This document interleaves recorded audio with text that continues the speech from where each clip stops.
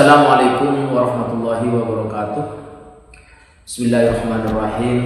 Alhamdulillahirabbil alamin wa bihi nasta'inu ala umuri dunya waddin wa ala alihi wa sahbihi ajma'in. Allahumma shalli wa sallim ala sayyidina Muhammad wa ala ali sayyidina Muhammad. A'udzu billahi minasyaitonir rajim. Bismillahirrahmanirrahim. Ya ayyuhalladzina amanu kutiba alaikumus shiyam kama kutiba alal ladzina min qablikum la'allakum tattaqun. Al-ayat Al-Ma'udah. Pertama, mari kita bersyukur kepada Allah Subhanahu wa taala karena pada detik ini kita masih diberi kesempatan, diberi nikmat sehat, panjang umur, sehingga bisa menjalankan salah satu ibadah yang sangat mulia, yaitu ibadah puasa di bulan Ramadan, dengan harapan mudah-mudahan amal ibadah kita diterima oleh Allah dan kita masih dipertemukan kembali dengan bulan Ramadan yang akan datang. Amin amin ya rabbal alamin. Salawat dan salam mari kita haturkan kepada kita Nabi Muhammad sallallahu alaihi wasallam telah membawa kita dari alam yang jahiliyah menuju alam ilmiah, yakni iman dan Islam. Pada kesempatan ini saya akan membahas dan menjelaskan atau mengupas sedikit tentang sholat tarawih, pahala dan fadilahnya. Seperti yang kita ketahui bersama bahwa salah satu ibadah yang sangat dianjurkan di bulan yang suci ini adalah sholat tarawih, salah satunya. Karena sholat tarawih ini hanya bisa kita temukan pada bulan suci Ramadan. Selebihnya adalah sholat-sholat sunnah yang lain. Oleh karena itu, sholat tarawih ini menjadi ciri khas dan tergesi yang kita laksanakan di bulan suci Ramadan ini. Hadirin para mustami'in rahimakumullah, pada hakikatnya bulan Ramadan, pada hakikatnya sholat tarawih ini adalah sholat yang sudah ada sejak zaman Nabi Muhammad SAW. Hal ini menegaskan bahwa secara dalil akli maupun nakli, sholat tarawih ini sudah sangat kuat dan sudah tidak menjadi barang yang dikatakan bid'ah, karena sudah pernah dilakukan oleh Nabi Muhammad SAW. Meskipun pada waktu itu penamaannya itu bukan sholat tarawih, tapi sholat qiyam Ramadan, yaitu sholat untuk menghidupkan bulan Ramadan. Istilah sholat tarawih baru muncul belakangan ketika sholat ini diidentikan dengan sholat berjemaah yang punya jeda istirahat. Istirahat ini dalam bahasa Arab disebut tarwihan, setiap 2 kali salat. Jadi tarwihan inilah awal mula dari penamaan sholat tarawih.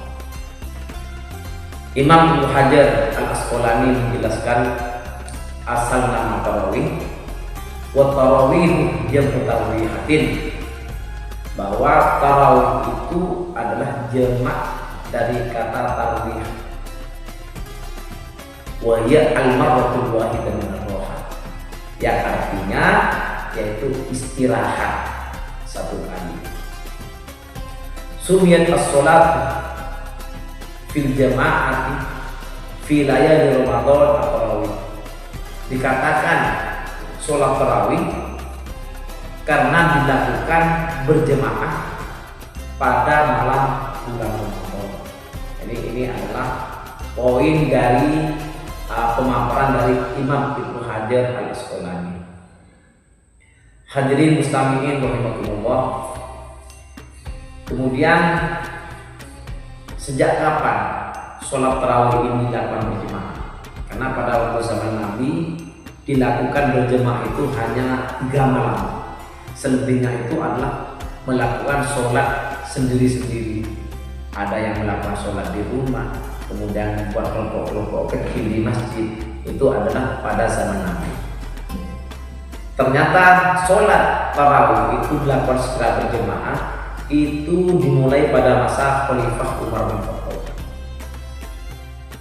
Beliau menunjuk salah satu imam yaitu Ubay bin Ka'ab untuk menjadi imam dalam sholat tarawih tersebut. Dan sejak saat itu sholat tarawih berjamaah menjadi tradisi hingga sekarang. Para muslimin rahimahullah, kembali ke tema utama tentang pahala ibadah sholat tarawih di bulan Ramadan ini. Tentu kalau kita bicara pahala di bulan Ramadan ini, pahalanya akan dilipat gandakan. Syahrul mudha'aful hasanah. Jadi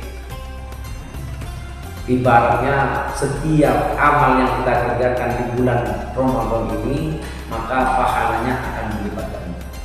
Ada beberapa fadilah dari ibadah sholat tarawih yang bisa kita peroleh jika kita melaksanakan sholat ini secara berjamaah dan ikhlas karena Allah. Yang pertama, orang yang tarawih itu akan mendapat ampunan dari dosa yang telah lalu. Dan ini ditegaskan, diperkuat dengan sebuah hadis, man qoma Ramadan imanan wa ihtisaban ghufira ma taqaddama min dhanbi.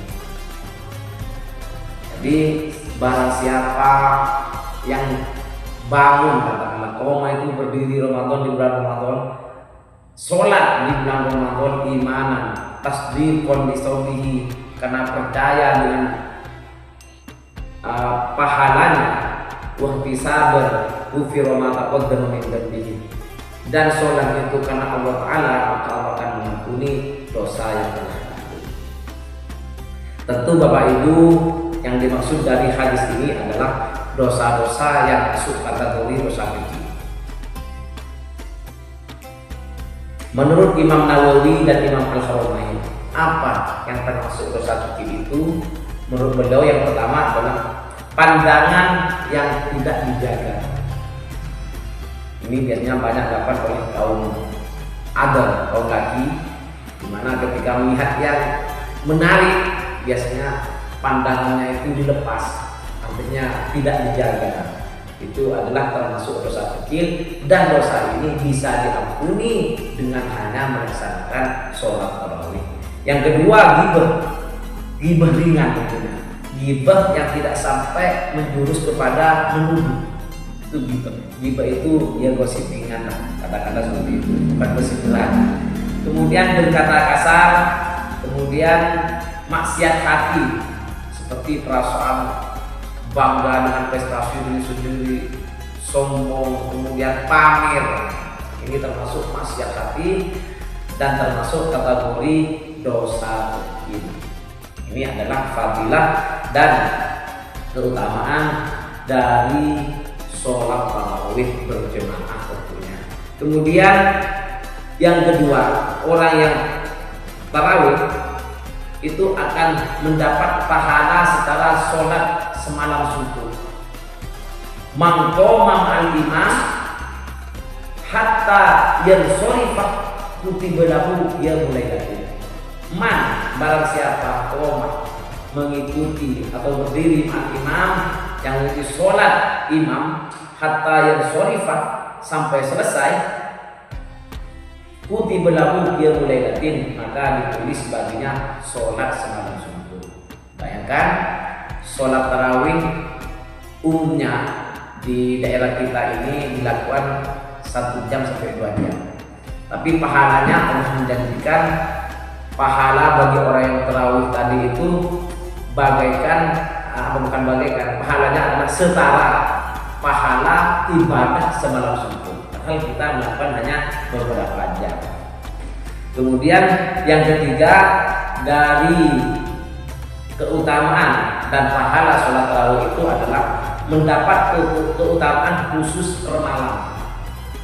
Jadi dalam kitab Durratun Nasihin itu dijelaskan bahwa orang yang tarawih akan mendapat pahala tiap malam. Jadi tiap malam itu pahalanya berbeda-beda. Meskipun Bapak Ibu sekalian, redaksi yang ada di kitab Qurratul Nasim itu menyatakan mayoritas itu dhaif, namun untuk motivasi bisa juga kita jadikan pijakan atau amalan.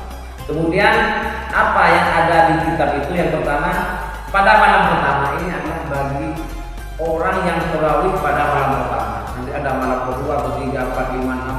Tapi karena waktunya sudah tambah sedikit, mungkin saya hanya ambil beberapa. Yang pertama, yakhrujul mu'min min dambihi. Yakhruju, kharaja yakhruju. Itu kalau secara bahasa artinya keluar. Al-mu'min, orang itu min dambihi, dari dosanya. Maksudnya Allah mengampuni dosanya fi awwalil lailatin, bagi mereka yang pada awal